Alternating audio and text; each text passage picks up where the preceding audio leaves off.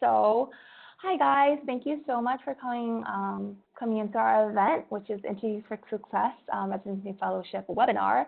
Unfortunately, due to the snow last week or so, we have to cancel the actual event, so we don't have the mock interviews portion that we had originally planned, but we still wanted to provide you guys with the amazing knowledge that Dr. Graci and Dr. Piracha are going to provide for us.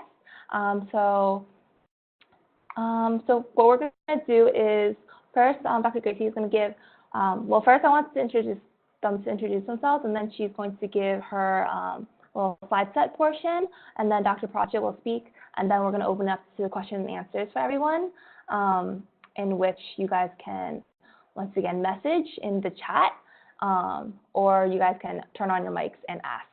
Okay, so do we have Dr. Piracha and Dr. Graci right now? Yes. Can you hear me now? Yes, we can hear you. Yes, okay. I'm here. Okay, so I guess, Dr. Graci, if you want to introduce yourself first. Okay, good evening, everyone, and thanks for coming. I really was disappointed that that evening got canceled. I really wanted to see all your faces, but I'm happy that I'm able to speak with you guys in this forum. So again, my name is Michelle Graci. I've been at North Shore University Hospital. I actually just celebrated my 20-year anniversary there. I was a volunteer. I was a tech or an intern. Then I was a staff pharmacist, and I've been a clinical coordinator for about 15 years there in the pharmacy department. My role is as the residency director for our PGY1 program that started in 2007. And I initially started as the coordinator for the program, and I became the director, I think it was about 2011, and I've been director since then.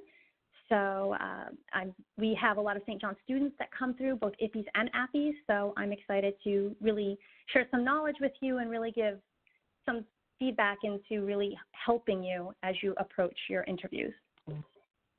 And you'd like me just to go in, or is Dr. I can't hear you. I think so. Now it's here, but I think so. He was requesting for me to introduce myself. Yep. Okay, great. Thank you very much for inviting me to be part of this gathering, Yi, and also to Rokai Society for putting together this event.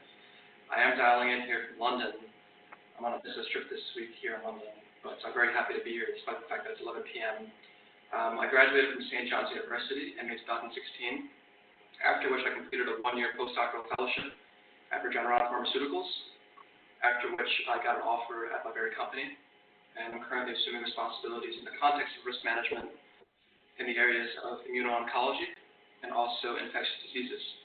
And so I'm very delighted to speak about my experience as far as how I got into a fellowship so that the students who have interest in going into the pharmaceutical industry can learn a thing or two about that process. And so I'm very happy once again to be here. All right, so now that we're done with introductions, Michelle, if you could share your presentation again.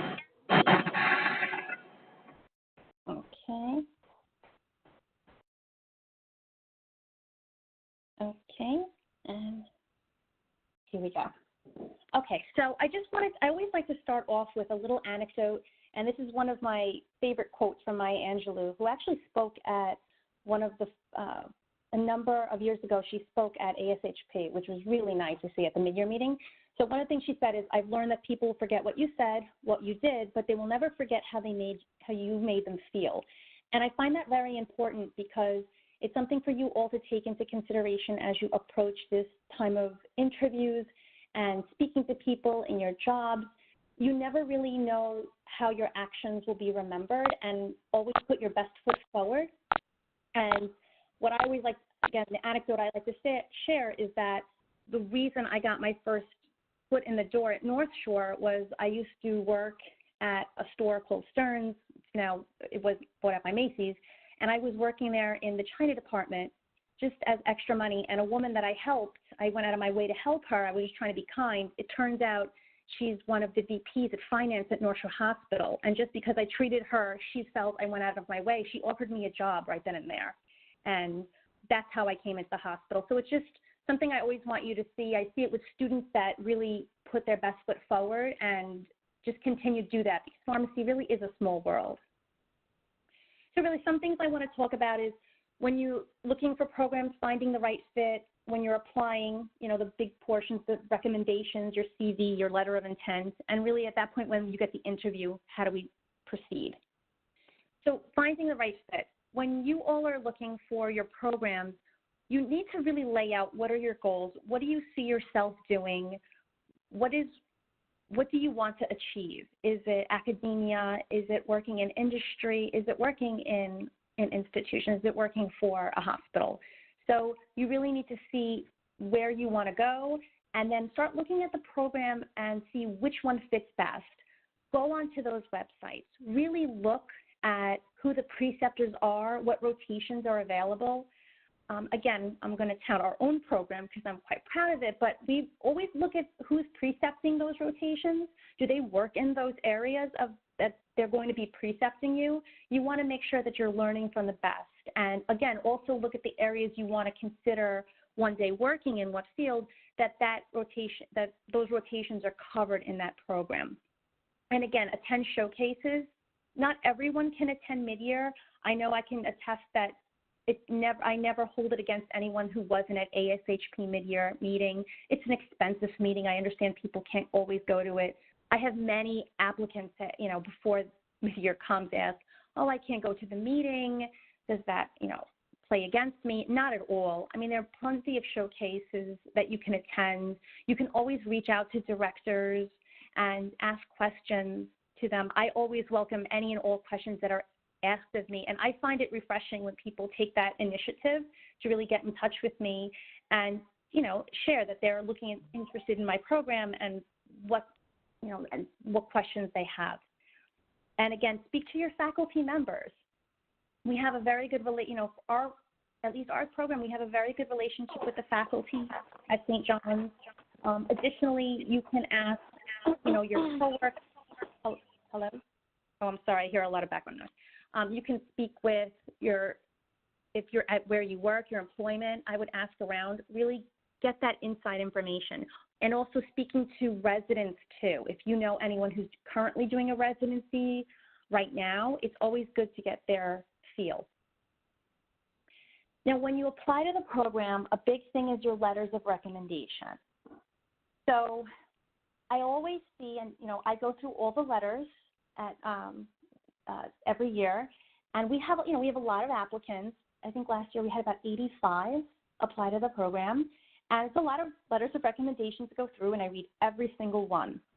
And I think that a lot of people, when they apply, and obviously it's always great to get a faculty member or someone very well known in the pharmacy field or in academia to write you that letter of recommendation.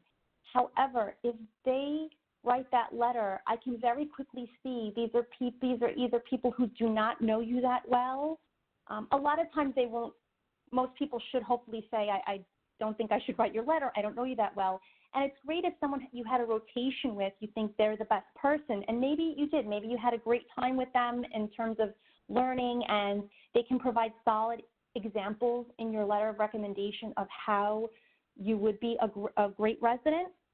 What I think is a great tool when you're applying, and if I've told a couple of people who've asked me for letters of recommendation, I've asked them to really put together a highlight of different initiatives they've worked on, either with me during a rotation or with me, like currently I'm writing them for our residents as they go on to PGY2s.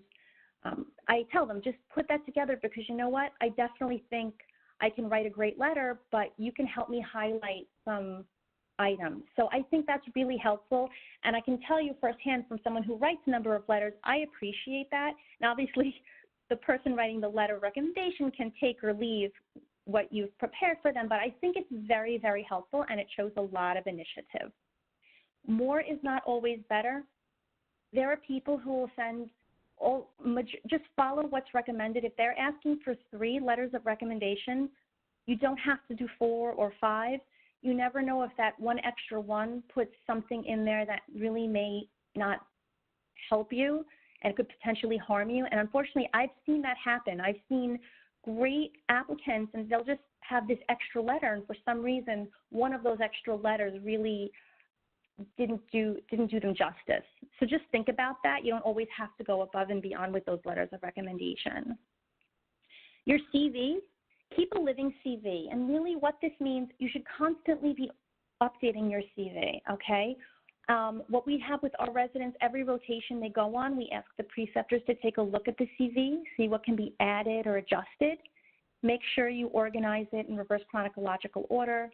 Be abbreviated. You don't have to use paragraphs on your CVs. Please ask someone to look at your CV. That's really key. And you want it to be neat and simple. Also, everything on that CV, you should be able to discuss. Do not put anything on your CV that you really couldn't discuss. Maybe there's something you wanted to put on your CV that sounded really good. You knew you didn't do too much in that area, but you wanted to share. Understand that during the interview process, everything is up for discussion. So anything on that CV can be asked. So again, make sure you review it, understand what you've included, and be ready and able to embellish on anything. Your letter of intent, it seems really simple. I've had many letters of intent addressed to not me, but to different program directors. I've had my name spelled wrong. I've had typos, and you'd probably think that's crazy. How could that be? It's a letter of intent. Have someone else proofread it. I can tell you, myself included, I've looked at things over and over again, and it looks perfect. I don't see any typos. I don't see anything. And I have a colleague look at it, and it pops out at them right away. Just do that with either a faculty member, a coworker, another of your friends. Have them take a look at your letter. Okay, the interview process. So these are really basic things. You have to plan out your time. Have a list of questions that you know you're going to want to ask.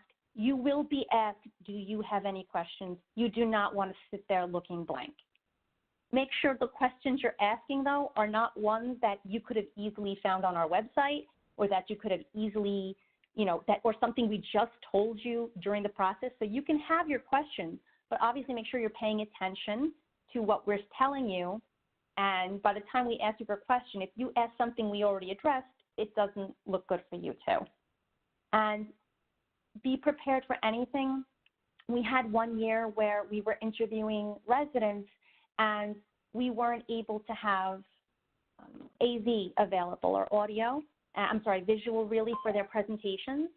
And when they came, I had a number of applicants say, well, I need to project my presentation. And we were just in a room like, oh, I'm sorry, we don't have any in this room, but do you have copies of your presentation? And a number of them looked blank. And it threw them off their guard. Come with copies prepared. If you're asked for any presentations, if you're asked for, just bring copies. You don't have to go out and buy your crazy paper and spend a lot of money, but have copies ready to go, because the last thing you want to do is start getting nervous right before a presentation. Again, to me, these are no-brainers. You should dress professionally and comfortably. Suits are really the way to go. I don't think there's any way around that. Again, I shouldn't say suit, just dressing very professional. Use a button-down shirt for men, ties. Be early. I can tell you at North Shore, we just changed our security measures. And now when you come to the hospital, you have to show ID and have a badge printed for you. And it can take sometimes 20 minutes, depending on how many visitors are coming through the building. So don't think your extra 15 minutes will be it can actually make you late. So I try to share that information, but maybe someone doesn't. Get there as early as you can. It's fine. Get a cup of coffee, sit in the lobby. It's better to be early. And then some common questions. You're going to get these everywhere. Why'd you apply here? Strong points, weaknesses, free time. These are softball questions actually that are right here. A lot more programs, including our own, are trying to do situational questions. So it's a little harder to prepare for. But again, have some anecdotal stories in your head and be prepared to share them. Again, think of situations from your rotation, situations at work. This way you can share them during your interview. And it is okay to pause. So there's nothing wrong. We've never faulted anyone. It actually, to me, is a positive thing that you're confident enough to have a question that you really can't answer at that moment. Take that couple of seconds to stop, really think about how you want to proceed and answer, and that's okay. And really setting yourself up for success. So this is, again, be secure in the value you bring.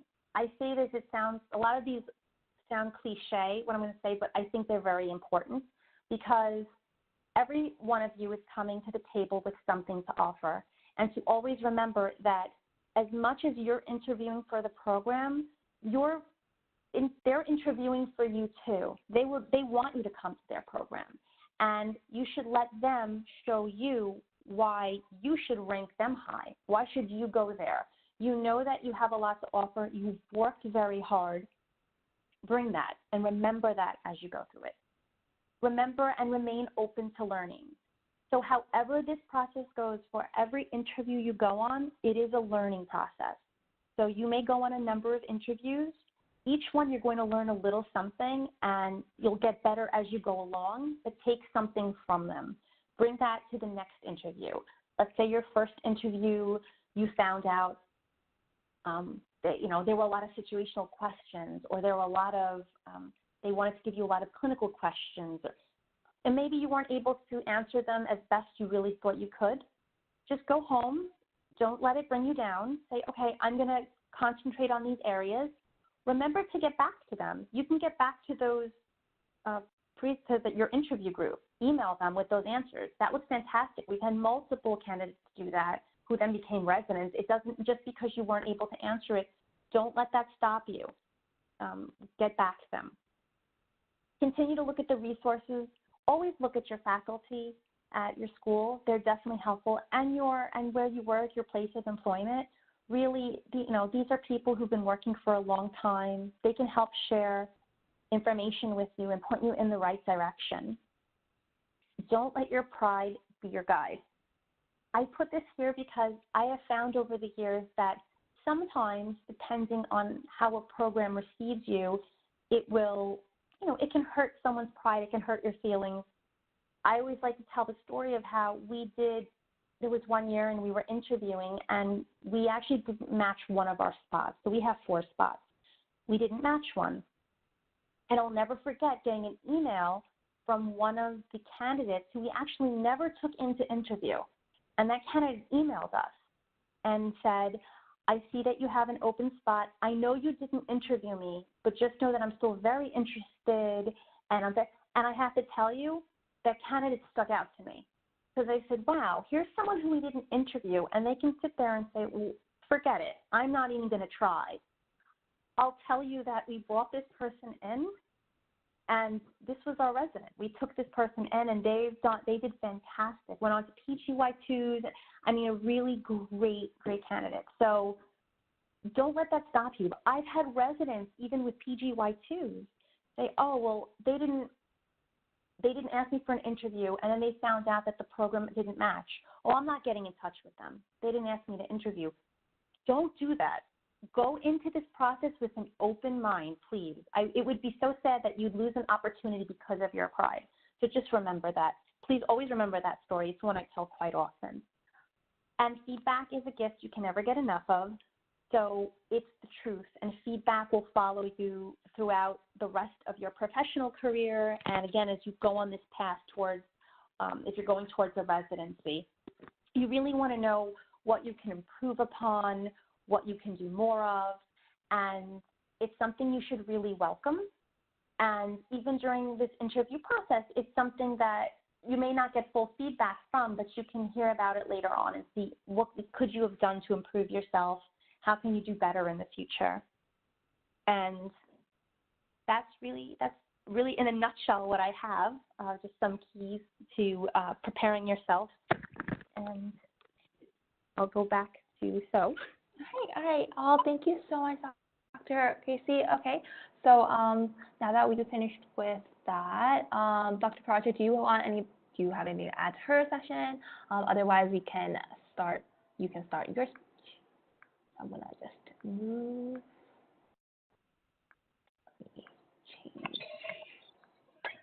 much. Yes, Dr. Graci's advice was very instrumental, and it reminds me very much of my experiences when I was applying for fellowships and residencies. Are you able to hear me? Yes. Okay, fantastic. You can keep talking while I get you onto the meet. Okay, fantastic. Yeah, so unfortunately I didn't prepare a formal presentation the way that Dr. Graci did, so I will be speaking from my heart, and hopefully that advice is going to resonate very well with many of the students who dialed in. And so my first token of advice really is my encouragement of the completion of postgraduate training.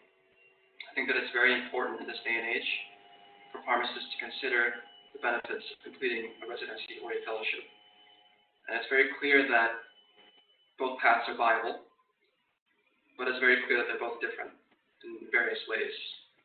And nevertheless, I would encourage everyone to give it some serious thought, because to specialize in a particular discipline is only going to benefit you. The 1 year that I spent as a fellow was very instrumental, and it certainly accelerated my career path so far. Now, in terms of fellowship, I think that a lot of it has to do with your thought process. So you realize at a certain point during pharmacy school what you want to do. And I think that the earlier you realize that, the better off you'll be, because then you can take the necessary steps to accomplish a particular goal. And so I had my realization when I was a 6th-year student at the FDA. It was August, just before mid-year, so a few months before mid-year, where I came to the realization that a fellowship would be a viable career path. And so I thought that I was very late, but thankfully I prepared very well during school in terms of my involvement on campus and so on. And so I took the necessary steps at that time to make myself a very solid candidate in terms of fellowship. More to the point about thought process, I think that it's very important always to have the end in mind. And so if you know what your goals are, then I think it's very easy to accomplish that goal, because you can prepare and take the necessary steps to attain that goal. And so my advice to anyone who's considering completing a fellowship or applying for a fellowship is to understand what he or she wants to do. What area is it that the fellow or the potential fellow has an interest in going into? And so you'll note that with fellowship programs, the programs vary in terms of the functional areas where the fellow spends most of his time or her time. And broadly speaking, you can basically split up the fellowship programs into one of two categories. The first category would be clinically oriented fellowships, and the second category would be non-clinically oriented fellowships. The clinically oriented fellowships would include such disciplines as clinical sciences or clinical development, medical affairs, pharmacovigilance and risk management, to a lesser extent health economics and outcomes research. And really those make up the clinically oriented fellowship programs. And with respect to the non-clinically oriented fellowships, there's regulatory affairs, there's marketing, and HEOR, which is health economics and outcomes research, as I mentioned, which I think, in my opinion, that's more of a hybrid. It's not quite clinically oriented. So a lot of students ask me, which area is best to go into? And it's very difficult to make that assessment until you speak to folks who are in those disciplines. But in my opinion, I think that it's most suitable for pharmacy students to consider going into a fellowship that is clinically oriented, because you have a very solid background in a clinically oriented discipline, or profession rather. And so to leverage that background, which not everyone has, is only going to benefit you. And so, for instance, I'm currently working in risk management, and I'm very closely involved in clinical trials and assessing patients from a very broad perspective. And my background and my knowledge from pharmacy school is really benefiting me. But if you go into something like marketing and regulatory affairs, then having a PharmD is not going to benefit you. And you'll be competing with those who have expertise in marketing and things like that, who actually be stronger candidates than you. And more to that point, when you get into the pharmaceutical industry, it's quite easy to maneuver, to go from one discipline to the next. So you can always spend a few years within clinical sciences or pharmacovigilance and risk management, and then transition into regulatory affairs or marketing. I mean, that's not out of the question. And so that's the very first step. I think that any candidate who's serious about completing a fellowship should understand which discipline he or she wants to go into. And so just to summarize briefly, the best way to go about doing that is to speak to people who are in the industry. And there's a social media tool known as LinkedIn. And what I always tell students is, don't be shy to reach out to people who are currently fellows at particular companies, especially if they're St. John's alumni. They'll be more than willing to reach out to you or to connect with you and spend some time to speak with you. And what I usually do, and what I did when I was a student, was I used to message people, very professionally, of course, and I would say, I'm very interested in learning more about what you do. If you have some time, maybe half an hour, I would love to speak with you over the phone. And so I did that. And if you do that 4 or 5 times, that's how you develop 4 or 5 connections. And that's how you prepare for mid-year, in my opinion, with respect to fellowships. Okay. So that's that about thought process and functional areas. And I want to reiterate and underscore the fact that for 6th-year students, mid-year is a pivotal point in your career. You've worked so hard during pharmacy school, and it all culminates into this. And the way I see it, mid-year is really the inflection point in your career, because so much is at stake. And I don't mean to say this to frighten anybody. I'm sure the 6th-year years are all very anxious as it is. Maybe some of you are currently in Anaheim, dialing in from your hotel rooms. That's possible. But I want to really drive the point that this is a very critical point in your careers. And so the more seriously you take it, the better off you'll be. Your outcomes are going to be better. And so obviously prepare beforehand. I won't go into details. It's very clear what needs to be done before mid-year. But take it very seriously. Every person you come across or every company for which you interview is a potential opportunity for you. And just imagine the outcomes of getting into a fellowship, for instance, if that is your area of interest. And imagine the long-term benefits of that. I mean, it's really profound. So just take it very seriously and understand very well what it is that you want to accomplish. And I just want to also summarize broadly. So within the pharmaceutical industry, you have different types of companies. You have companies that are large pharma companies. I'm not going to mention names, but we all know the big companies. These are companies that have large market capitalizations. You have mid-sized companies. You have small companies. And then you have what is called biotech companies. So these are more research-focused companies, such as the company that I work for. And you also have some fellowship programs. I personally don't have very much familiarity with these programs, but you have programs that are what is called contract research organizations, or third parties that contract with the pharmaceutical industry to service certain functions. So for instance, you have companies that fulfill certain gaps within marketing and they contract with companies. And you have certain companies also that contract with big pharma companies or small pharma companies to help execute clinical trials.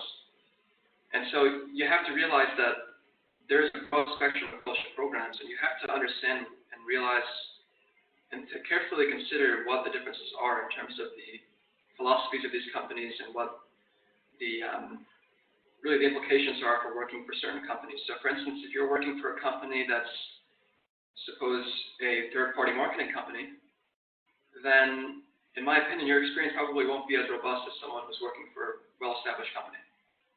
Okay, that's very true. And obviously, when you go for companies, the name is everything, but more importantly, the experience and the folks with whom you work will make or break a fellowship.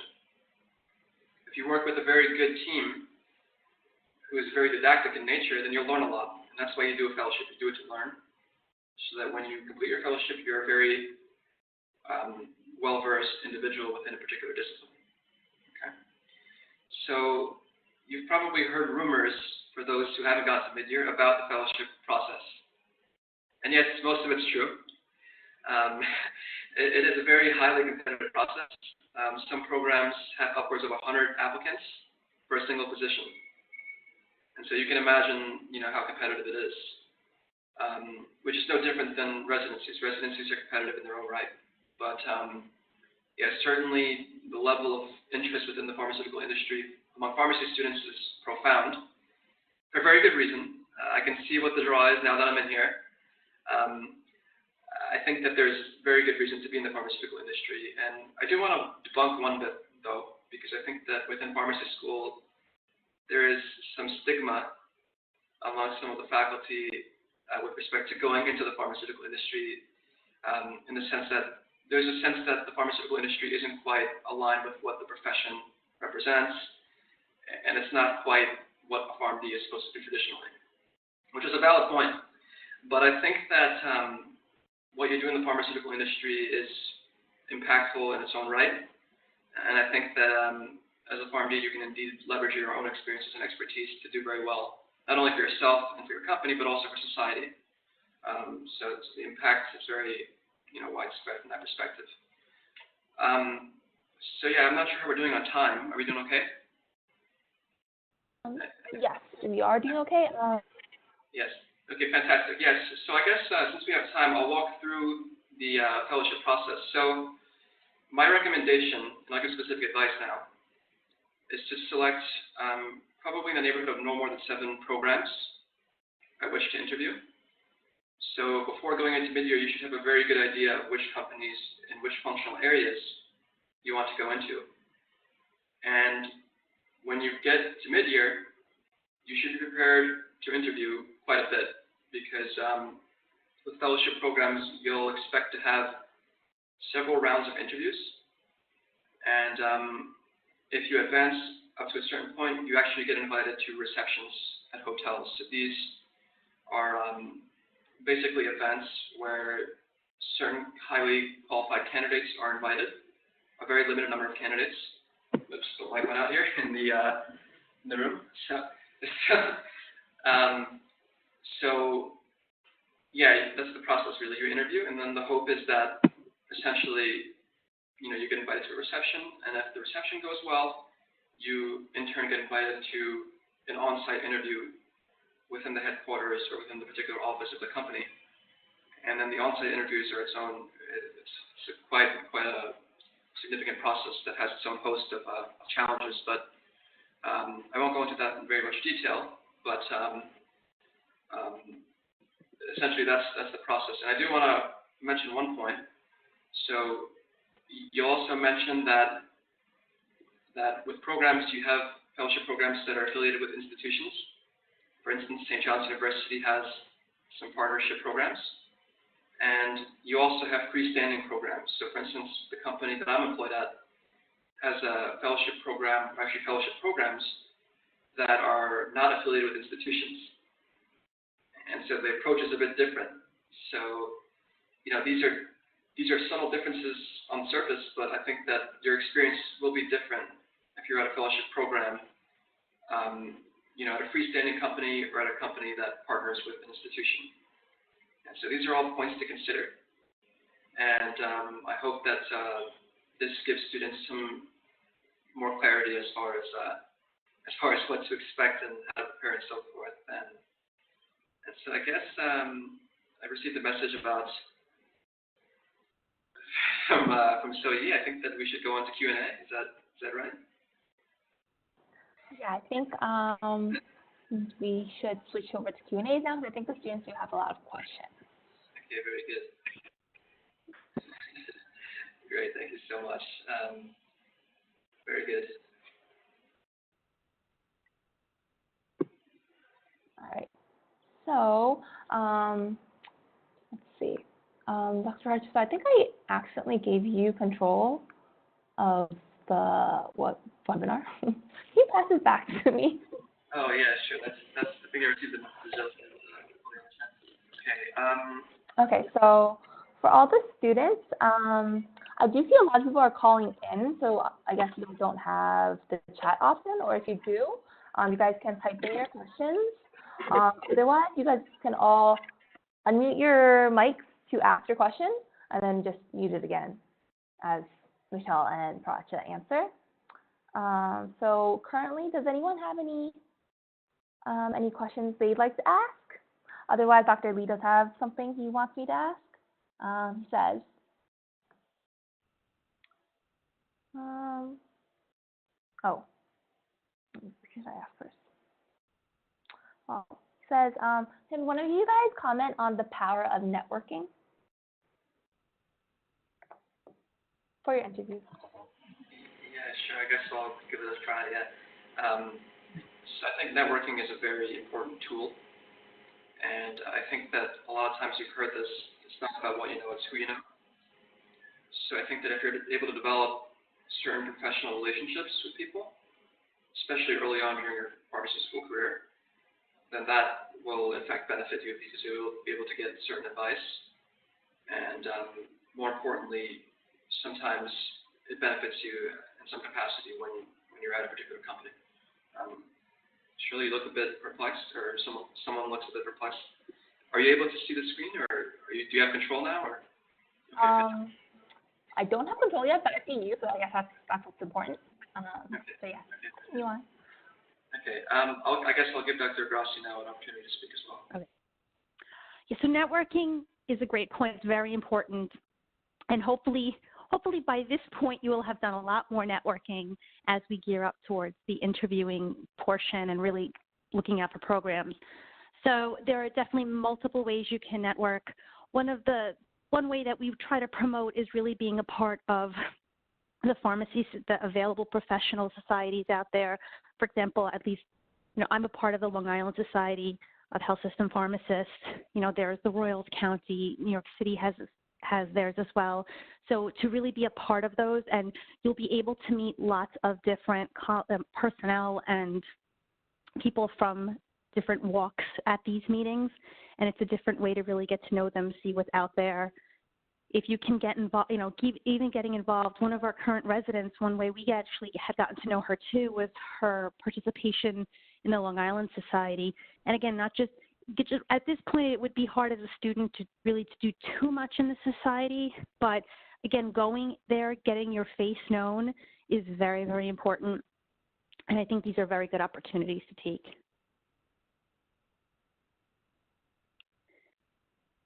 Okay, so it seems like Alex has a question for Dr. Piracha. He asked, how many students are usually invited to the receptions at mid-year, and do you have any tips for the reception? Okay, very good. So with respect to the receptions, it varies obviously across companies, but for each position within a company, probably you'll have about 5 potential candidates roughly who get invited to the receptions. As far as advice goes at the reception, I think the idea is that it's supposed to be an opportunity for you to really get to know the people within the company and the fellows to see if your personalities get along very well.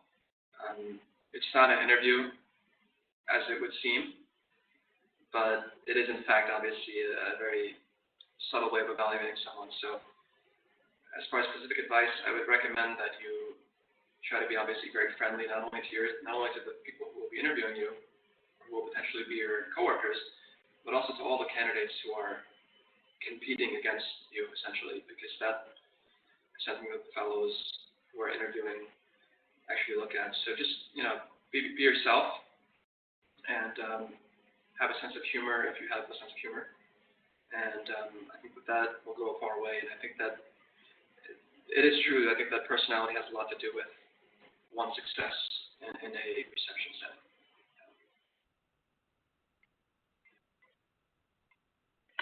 Does anyone else have any other questions they want to ask right now? Otherwise, I think I have a question. So my question is, in one of our previous events, the residents and fellows shared that at mid-year, one of the things is maybe to not stand out, because if you stand out, I don't know, can you guys elaborate on that, why you would not want to stand out? Well, I mean, you would not want to stand out in a way if you're doing something. This is hard to answer because obviously, yes, you do want to stand out, because I know for myself going to mid-year with basically hundreds of candidates approaching you, it's hard to remember certain people. So there are those who are going to stand out, who are going to ask that really interesting question, or really just have that personality that really, sparks your interest, and you'll remember them, probably take their CV or ask their name, and that's good. I guess the ones who stand out, I actually can give a very good example. So and it's no one from St. John's, so I'm not using names or anything, but there's a candidate who stuck out in my head. They just recently emailed me because they're not able to, prior to mid-year, that they're interested in my, in the program, and then said I had some questions, which is expected. I welcome this. But the questions, I had 8 very detailed questions asked of me. How many people applied? How many do I interview? What are the pros and cons of the program? What would I like to change? I mean, it was 8 questions such as this. And I was just shocked at this coming in an email. A lot of these questions are ones that come up during an interview that I'm asked, and I thought it was a little much. And again, I wrote back. I just basically said, maybe we can talk more if you're at the mid-year meeting, but something like that, I'll remember that person, and then they will stick out in my mind. I think the problem is some people they want to be remembered, so they really try to do something different or look like they've done extra research, and you wind up really maybe overstepping, and that's then you don't want to be remembered for that.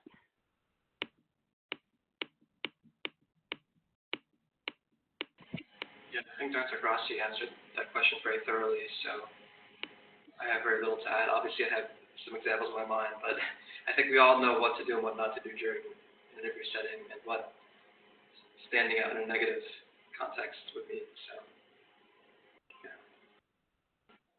I think I saw YS unmute their microphone. Do you have a question you'd like to ask?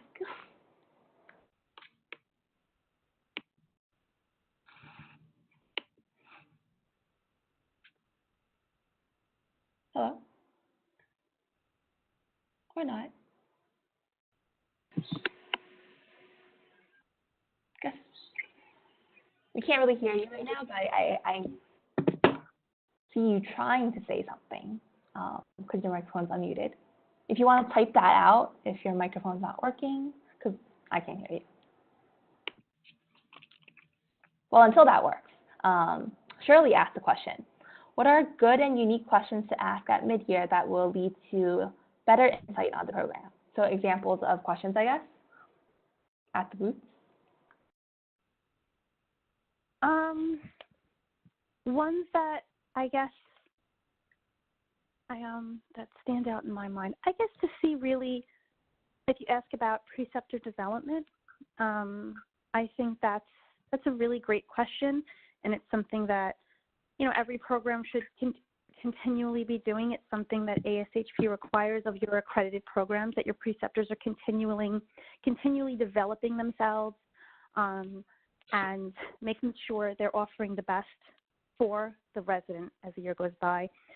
Always important to ask, how does not just a lot of people just focus on how is the program developing, what's happening with the program. Ask about the hospital too, because that's very important. You want to train in not just a great program, but the hospital should be innovative, looking more toward the future too. What are they, what is the hospital doing? What if it's part of a large health system? Is the health system doing anything new and innovative? I think these are really great avenues to explore.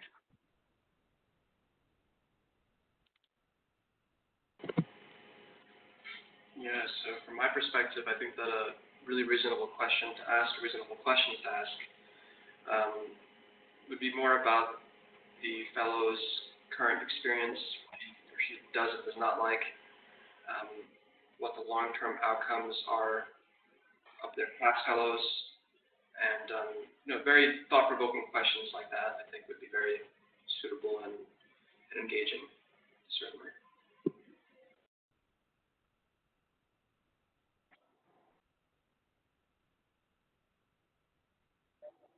Okay, so then Alex has a question. He says, what things have you seen candidates do, both at mid-year and on-site interviews, that were either really positive or really negative? Okay, I guess I'll start off with that one. So the interviews that I've had were actually on-site, and I've interviewed a number of candidates, from director level and so on. And so probably some of the best questions I ask are those about my personal experience at the company. So it's a very good question to ask someone, what has been your experience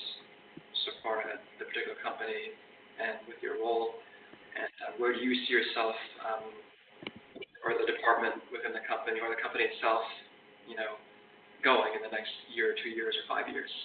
Because that's a really good question to ask. And the really bad question is, I've had candidates ask me, what is the work-life balance? It's a legitimate question. But I think that for some interviewers, that question might not resonate very well. I think that it may apply that the candidate isn't sort of interested in working very hard. But that may not be the case. But sometimes. 영훈아, 뭐야? 아빠 차고 출연나갔을 때 집에서. 여보세요? 응, 그래.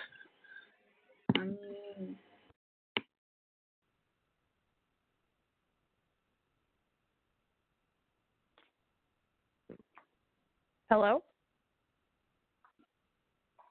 Hello? Okay, so that was a little technical difficulty.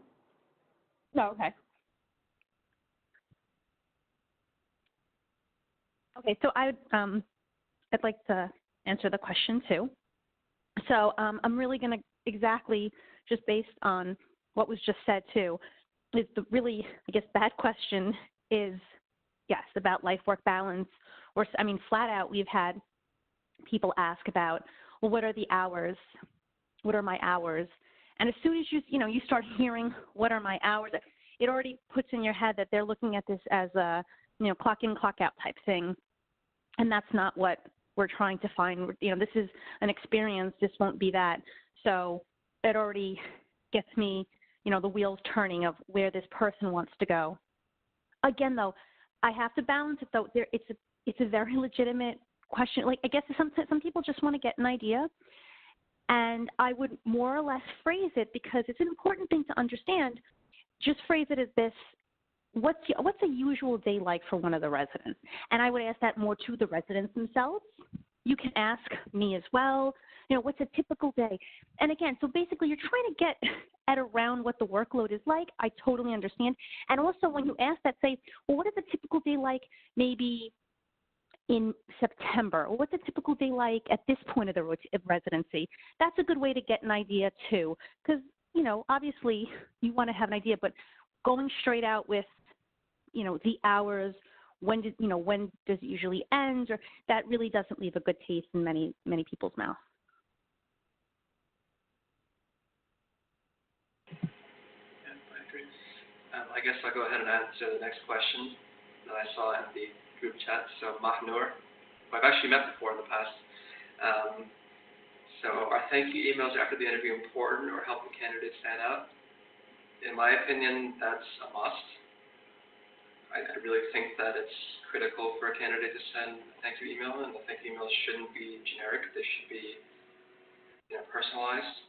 They shouldn't necessarily be very lengthy. They probably shouldn't be lengthy, actually, but they should be different for each person with whom you interview. So if you interview 5 candidates within a company, 5 individuals within a company, then you should probably send 5 different emails. So does it help the candidate stand out? I would say no, because everyone should do it. But if you don't do it, then it helps you stand out in the wrong way. That's what I would say. Oh my God, you took the words right out of my mouth, because I was about to say, those are the ones we remember who we didn't get a letter. Oh, thank you. Remember those. And yeah, they should be handwritten. I'm seeing that here. Some not a handwritten note. Yes, it should be handwritten. And again, the ones who stand out to me are the ones who did not write them. Emails are very nice too. I prefer the handwritten. Again, I think it really does. And actually, that will stand out. I will tell you that, because the email I think is totally appropriate, and I always, we see them, and it's not going to hurt anyone. But the handwritten thank yous do stand out to us, because we do have a residency advisory team, and we really go over who applied, and how they did during the interview session, and we'll look over there if they sent a letter or not. Also, if they were asked any questions at all during their interview, write them down, please, because we'll remember if you got back to us too with the answer. I'm trying to look down at the chat now. Yeah. So I guess everyone should feel free to just type up questions. I guess we'll try to address as many as we can.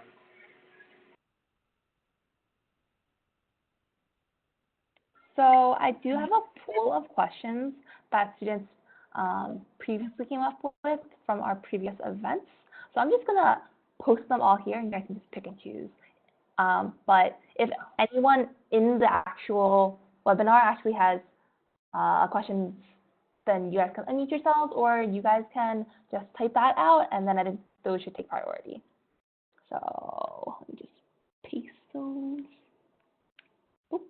Okay, so I guess you guys look at that. Okay, great. A lot of questions. I guess Dr. Graci and I, we should alternate. So the first question Dr. Graci should do, and then we'll take turns. And it seems like Alan asked the question, so I think we should answer Alan's question first. Dr. Piracha, what compelled you to complete a fellowship at Regeneron in addition to staying with the company post-fellowship?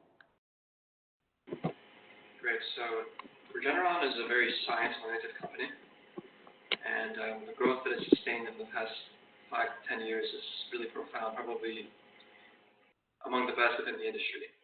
And so it's doing some very exciting things from that perspective. More importantly, it was a very logical approach for me. I mean, it happens to be in Westchester County, and I happen to live in Westchester County, so that's a major advantage for me. Some companies and some programs actually don't like it when people have a preference for staying local, but it was by coincidence that the company that I had an interest in was very close locally. With regards to staying at the company post-fellowship, I mean, I got an offer midway through my fellowship program, and so that made the decision very easy, and I had a very, very positive experience at the company, and I currently love the company. I love everyone I work with, and I love what I do on a daily basis. So I think that that's really what compelled me to go to Regeneron and stay with Regeneron.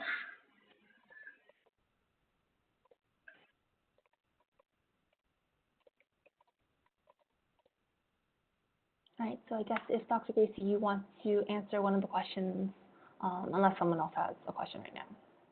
Okay. I'll answer the question about how is the interview process in general. So I'm sorry, hold on one second.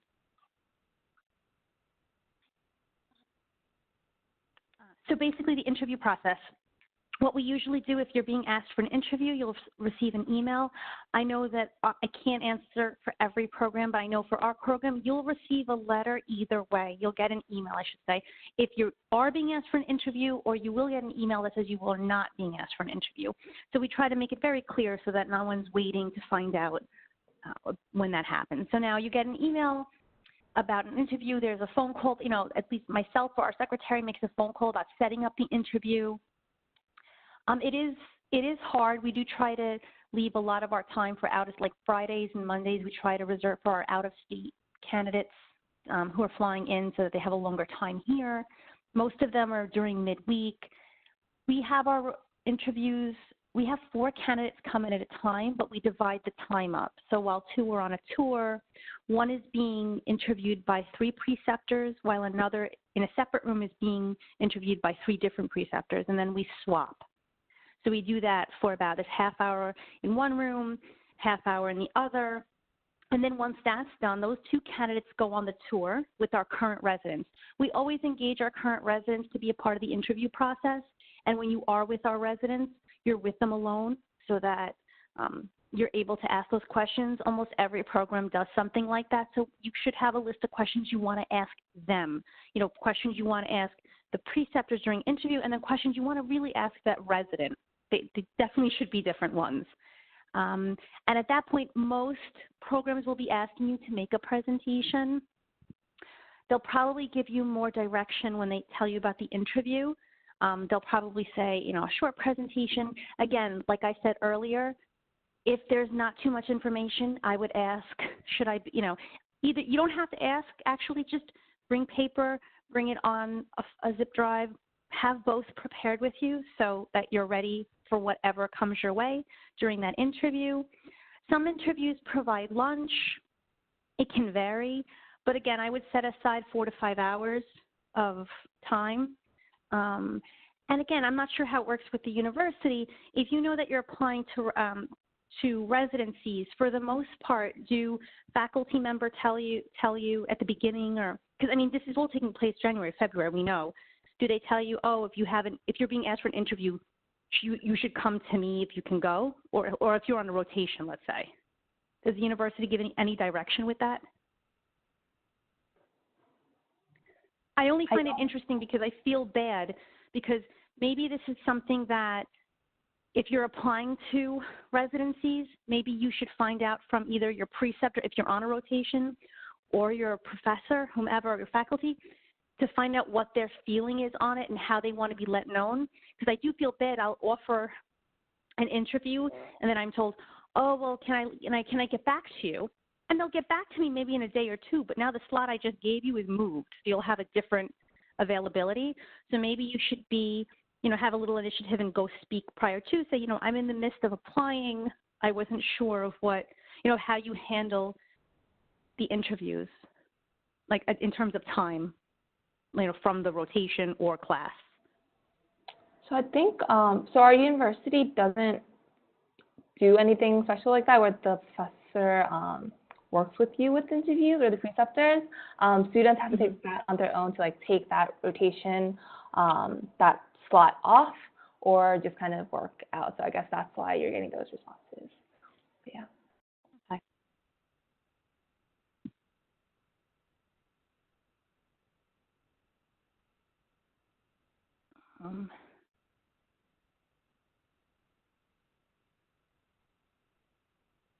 Dr. Piracha, do you have a question? Forgive me, yes, I was a little distracted. Okay, let me see if there are any more questions. So you would like me to answer the questions that were asked over here that you sent off?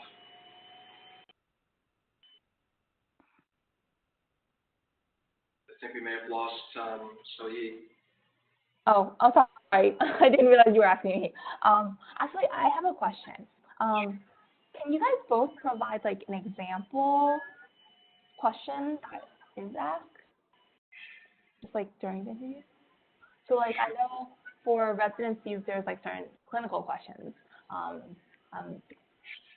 would be interesting to hear about, or for fellowships, what's not a usual question that you guys would ask?